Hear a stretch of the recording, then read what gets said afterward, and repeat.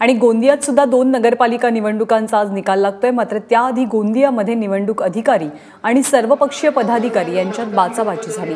Ballot मशीनवरून स्वाक्षरी करण्यावरून हा वाद उपस्थित झाल्याची माहिती आहे। त्यामुळे या ठिकाणी मतमोजणी प्रक्रिया काहीशी मंदावलेली आहे।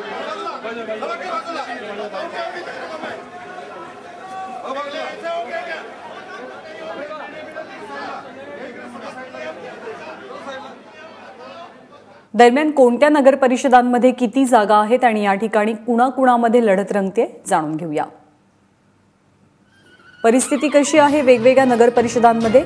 विदर्भाचा विचार केला तर कामठी नगर परिषद जागा 33, सध्याची सत्ता आहे काँग्रेस, भाजप आणि बहुजन रिपब्लिकन एकता आणि इथे लढत होतीये सध्या भाजप विरुद्ध काँग्रेस विरुद्ध नगर विकास।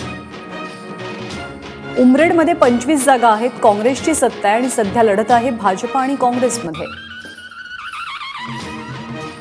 तर काटोल नगरपालिकेमध्ये 23 जागा आहेत, भाजपची सध्या सत्ता आहे, भाजप विरुद्ध विदर्भ माझा अशी लढत पाहायला मिळते।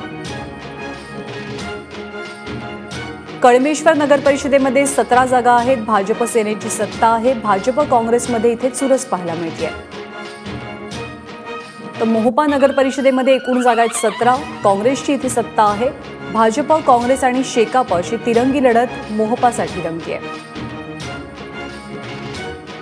रामटेकमध्ये 17 जागा आहेत, सेनेची सत्ता आहे, भाजप, निर्दलीय म्हणजे अपक्ष आणि काँग्रेस अशी सर्वांची लढत इथे सध्या आहे। तर नरखेडमध्ये 17 जागांसाठी जनक्रांतीची सत्ता आहे सध्या आणि इथे लढत आहे राष्ट्रवादी, नगर विकास आणि भाजपत।